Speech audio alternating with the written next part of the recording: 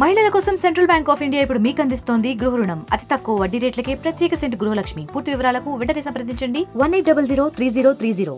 5 లక్షల రూపాయలు పేమెంట్ ఇచ్చి ఒక సీనియర్ మోస్ట్ కౌన్సిల్ని రాష్ట్ర ప్రభుత్వం ఎంగేజ్ చేసిందంటే ఆ ప్రభుత్వం ఎంత కక్షపూరితంగా వ్యవహరించిందో అర్థం చేసుకోమని కోరుతా ఉన్నా. ఆ 25 లక్షల రూపాయల చెల్లింపు ప్రజాధనం దుర్వినియోగంగా పరిగణించి ఆ అనుమతి ఇచ్చినటువంటి ఆ 25 లక్షల డబ్బులు ఇచ్చి అడ్వకేట్ పెట్టుకోవడానికి అనుమతించిన అధికారి జీతం నుంచి రికవర్ చేసేలాగా 25 లక్షల రూపాయల ప్రజాధనాన్ని ప్రభుత్వం చర్యలు తీసుకోవాలని నేను కోరుతా ఉన్నా. ఈ విషయాలన్నీ నేను సుప్రీంకోర్టు నాకు బెయిల్ ఇచ్చి వచ్చిన తర్వాత ఈ విశాల్ గున్ని అనేటువంటి ఐపీఎస్ అధికారి పండగ రోజు, సంక్రాంతి పండగ రోజు నన్ను పిలిపించి మరల పిఎస్ఆర్ ఆంజనేయులు గారికి వీడియో కాల్ చేసి పటమట పోలీస్ స్టేషన్లో విచారణ పేరుతో పిలిపించి మరలా నువ్వు చంద్రబాబు నాయుడు దగ్గరికి వెళ్ళావంటే ఈసారి ఎఫ్ఐఆర్ లేకుండా నిన్ను ఎత్తేస్తాం జాగ్రత్త అని నన్ను బెదిరించాడు. ఈ అందరి మీద అలాగే వాణిజ్య పనుల శాఖలో జహీర్ అహ్మద్ అనేటువంటి అధికారి అసలు నేను ఎన్నడూ విజయవాడలో ఆ కార్యాలయంలో పనిచేయకపోయినప్పటికీ, నాకు సంబంధం లేకపోయినప్పటికీ ఏ ఆధారం లేకుండా నా పేరుని కంప్లైంట్లో అతను ఇస్తే ఈ ఎఫ్ఐఆర్ నమోదు చేశారు. ఎఫ్ఐఆర్ నమోదు చేసే ముందు కంప్లైంట్ ఇచ్చిన వివరాల్లో అసలు నా పేరుకి ఆ ఎపిసోడ్కి ఉన్న సంబంధం ఏంటో కనీస ప్రాథమిక ఆధారం చూపించాల్సిన బాధ్యత వాడికి ఉంది కదా. అది వెరిఫై చేయాలి కదా ఎఫ్ఐఆర్ రిజిస్టర్ చేసే ముందు. ఏదైతే ప్రొసీజర్ సుప్రీంకోర్టు నిర్దేశించినటువంటి ప్రొసీజర్ ఉందో ఎఫ్ఐఆర్ నమోదు చేయడానికి ముందు చేపట్టవలసిన ప్రక్రియ, ఆ ప్రక్రియ ఫాలో అవ్వకుండా చేశారని చెప్పి వీరందరి మీద సాక్ష్యాధారాలతో నా భార్య, నా కూతురు, 23 ఏళ్ల వయసులో ఉన్న నా కూతురు, నా భార్య, ఇద్దరు ఆడవాళ్ళు మాత్రమే ఉన్న ఇంటిలో అర్ధరాత్రి 2:30 దాకా మగ పోలీస్ అధికారుల విచారణ పేరుతో వేధించిన విషయాలన్నీ వీడియో రికార్డింగ్తో సహా, మా ఇంటి సీసీ కెమెరాలో రికార్డ్ అయిన ఫుటేజ్తో సహా నేను ఆఖరికి నా భార్య, కూతురు అన్నాడు మా తండ్రి మీద ఎఫ్ఐఆర్ ఉంటే నన్నెందుకు హింసిస్తున్నారని నా కూతురు హైకోర్టుకు పోతే అప్పుడు నా ఇంటి చుట్టూ పెట్టిన 200 మంది పోలీసులు విత్డ్రా చేసింది నాటి ప్రభుత్వం. ఈ అన్ని అంశాలని పెట్టి నేను జూలై 2వ తారీఖు నాడు, ఈ సంవత్సరం జూలై 2వ తారీఖు నాడు సాయంత్రం 4 గంటల సమయంలో రాష్ట్ర డీజీపీ గారికి స్వయంగా కలిసి లిఖితపూర్వకంగా నేను కంప్లైంట్ ఇచ్చాననేటువంటి విషయాన్ని మనవి చేస్తూ ఉన్నా.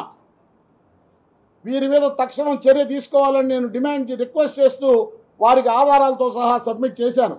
అదే రోజు నాడు నాటి విజయవాడ నగర పోలీస్ కమిషనర్గా ఉన్న పిహెచ్డి రామకృష్ణ గారికి కూడా కలిసి లిఖితపూర్వకంగా ఇచ్చాను. దురదృష్టం, ప్రభుత్వం మారినా కొంతమంది అధికారుల వ్యవహార శైలిలో మార్పు కనబడటం లేదు. ఈ రోజుకి నా కంప్లైంట్కి కనీసం పోలీసు వారి దగ్గర నుంచి రసీదు కూడా, ఎక్నాలజ్మెంట్ కూడా రాలేదు. ఈరోజు ఇదే అధికారుల మీద ఆ సినిమా నటి గారు పెట్టిన కంప్లైంట్లో చర్య తీసుకున్నట్టే నేను ఇచ్చిన కంప్లైంట్మెంట్ కూడా డీజీపీ గారు స్పందించి ఇన్వెస్టిగేషన్ చేసి చర్యలు తీసుకోవాలని నేను డిమాండ్ చేస్తూ ఉన్నా. ఇది నా వ్యక్తిగత డిమాండ్ కాదు, మా సంఘం డిమాండ్గా నేను ఈరోజు మీ సమాజం ముందు పెడతా ఉన్నా. ఎందువల్లంటే ఒక ఉద్యోగస్తుల తరపున మాట్లాడిన నాయకుడిని దొంగ కేసులు పెట్టి బెదిరించి భయపెట్టేటువంటి సంస్కృతి మొదలైతే భవిష్యత్తులో ఉద్యోగుల తరపున ఎవరు ప్రాతినిధ్యం చేసే సాహసం చేయని పరిస్థితులు వస్తాయి. కాబట్టి ఇది సూర్యనారాయణ వ్యక్తిగత అంశం కాదు, మొత్తం ఉద్యోగులకు సంబంధించిన అంశంగా నేను అభిప్రాయపడుతూ ఉన్నా. ఇక ఈ మిగిలిన అంశాల జోలికి వస్తే, ప్రభుత్వం మరొక విషయం నాడు జూన్ 2వ తారీఖు నాడు ఉదయం 9:30లోగా సజ్జల రామకృష్ణారెడ్డికి వచ్చి క్షమాపణ చెప్పకపోతే, నేను వేసిన కోర్టు కేసు నేను విత్డ్రా చేస్తూ సంతకం పెట్టకపోతే you are no more by 9:30, భగవంతుడు కూడా నేను కాపాడలేడని ఆనాడు పిఎస్ఆర్ ఆంజనేయులు గారు నన్ను బెదిరించారు. అయితే ఆ భగవంతుడి దయ వల్ల చంద్రబాబు నాయుడు గారు జూన్ 2వ తారీఖు 2023 నాడు నాకు అండగా నిలిచి నన్ను కాపాడినందువల్ల నేను ప్రాణాలతో ఈరోజు ఉన్నాను. కాబట్టి ఆ జన్మాంతం వారికి రుణపడి ఉంటానని వ్యక్తిగతంగానే మనవి చేస్తూ ఉన్నాను. అయితే ఒక ఉద్యోగస్తుడిగా, ఉద్యోగ సంఘ నాయకుడిగా ఉద్యోగుల సమస్యల మీద, హక్కుల మీద ఏ ప్రభుత్వం ఉన్నా ప్రశ్నిస్తూనే ఉంటాను, పోరాడుతూనే ఉంటానని నా పందాన్ని కూడా ఈ సందర్భంగా యావత్తు ఉద్యోగులకి తెలియజేస్తూ ఉన్నా. ఆ క్రమంలో మా ఉద్యోగులకి పేరుకుపోయిన 25,000 కోట్ల రూపాయల బాకీలు, రూపాయి 2 కాదు, 25,000 కోట్ల రూపాయలు పేరుకుపోయిన బాకీలు ఉన్నాయని నేను నాడు గవర్నర్కి నేను ఇచ్చిన కంప్లైంట్లో చెప్పాను. నేను ఎగ్జాగరేట్ చేసి చెప్తున్నాను, నాటి ప్రభుత్వం మీద దుష్ప్రచారం చేస్తున్నాను. తెలుగుదేశం పార్టీ, చంద్రబాబు నాయుడు, బీజేపీకి అనుకూలంగా ప్రచారం చేస్తున్నారని నా మీద నిందలు మోపారు కొన్ని బఫూన్ ఉద్యోగ సంఘాల నాయకులు, కొన్ని రాజకీయ పక్షాలు నా మీద ఎన్నికల సంఘానికి ఫిర్యాదులు చేశారు.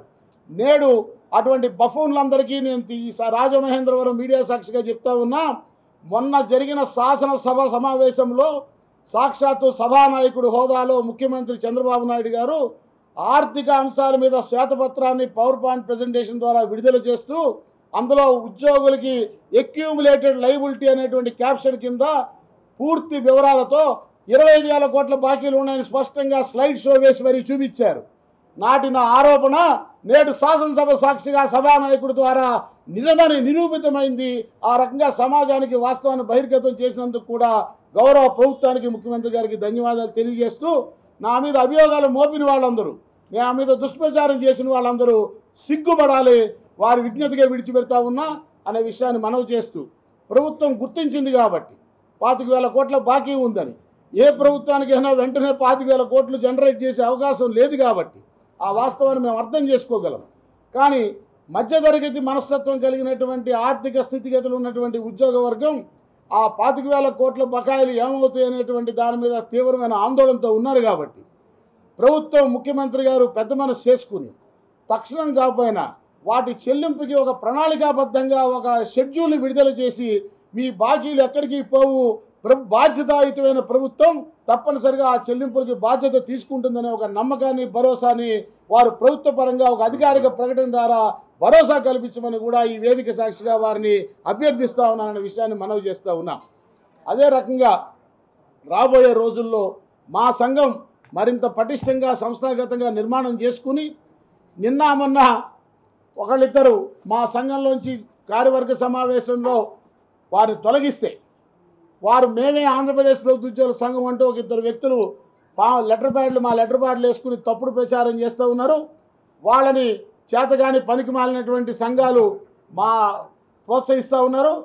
వారందరికీ చెప్తా ఉన్నా, ఆంధ్రప్రదేశ్లో అమల్లో ఉన్న ఏ చట్ట ప్రకారమైనా మా కార్యవర్గం తీసుకున్న నిర్ణయం నచ్చని వ్యక్తి సంబంధిత జిల్లా కోర్టుకు పోయి తనకి న్యాయం కోరుకోవచ్చు తప్ప, ఇంకా ఈ రాష్ట్రంలో ఏ శాఖ అధికారికి, కలెక్టర్లతో సహా ఎవరికి కూడా మా సంఘ కార్యవర్గ నిర్ణయంలో వేలు పెట్టేదానికి ఎటువంటి చట్టబద్ధమైన అధికారం లేదనే విషయాన్ని మనం చేస్తూ ఉన్నాం.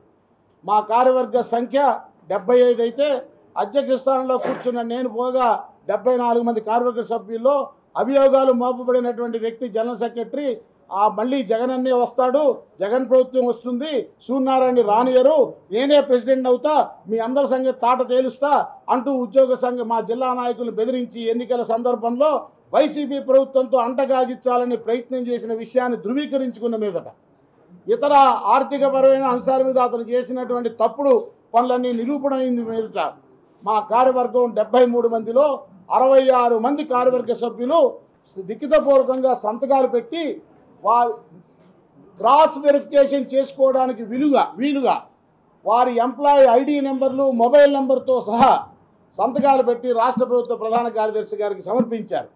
ఇది చాలదన్నట్టుగా మరలా ఆగస్టు 22న సమావేశంలో మరొకసారి చర్చించి ముందు సమావేశంలో తీసుకున్న నిర్ణయాన్ని పునరుద్ఘాటిస్తూ ఈసారి 66 మంది కార్యవర్గ సభ్యులు 100 రూపాయల స్టాంప్ పేపర్ మీద స్వార్న్ ఎఫిడవిట్ డిక్లరేషన్ని నోటరీ సమక్షంలో సంతకాలు పెట్టి మరి వారి ఆధార్ కార్డును కూడా, ఐడెంటిటీ కార్డు, ఆధార్ కార్డుతో కూడా వారు నోటరైజ్ చేయించి ప్రభుత్వ ప్రధాన కార్యదర్శికి సమర్పించడం జరిగింది.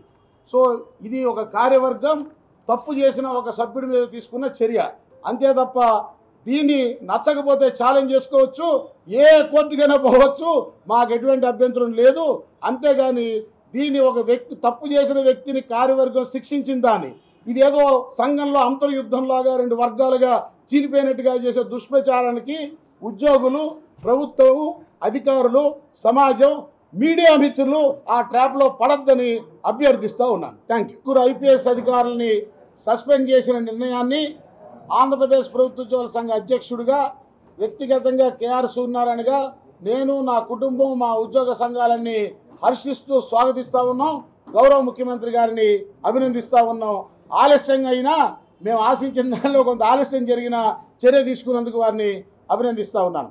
3 IPS అధికారులు నా విషయంలో కూడా ఇదే ఆ ముగ్గురు ఐపీఎస్ అధికారులు తప్పుడుగా వ్యవహరించారు. నా మీద ఒక కంప్లైంట్, నేను గవర్నర్ని కలిశానని, ఉద్యోగుల ఆర్థిక ప్రయోజనాల విషయంలో అన్యాయం చేశారని, రాజ్యాంగ ఉల్లంఘనకి పాల్పడ్డారని, ఆర్టికల్ 266 అధికరణ కింద పబ్లిక్ అకౌంట్లో ఉండవలసిన మా జీపీఎఫ్ డిపాజిట్ సొమ్ముని వారు వాడేసి 12,000 కోట్ల రూపాయలను ఇతరత్ర ప్రయోజనాలకు వాడేశారని, ఇది కాన్స్టిట్యూషనల్ వైలేషన్ కాబట్టి రాజ్యాంగ రక్షకుడిగా గవర్నర్ గారు జోక్యం చేసుకోవాలని, మా జీపీఎఫ్ ఖాతాల్లోంచి మా అనుమతి లేకుండా డెబిట్ చేయటం అంటే దొంగతనం కింద వస్తుంది, వారి మీద ఎఫ్ఐఆర్ పెట్టాలని చెప్పని గవర్నర్ గారిని కోరానండి. మరిన్ని వీడియోస్ కోసం ఛానల్ ని సబ్స్క్రైబ్ చేయండి, లేటెస్ట్ అప్డేట్స్ కోసం వాట్సాప్ ఛానల్ ని ఫాలో చేయండి అండ్ లింక్ డిస్క్రిప్షన్ లో ఉంది.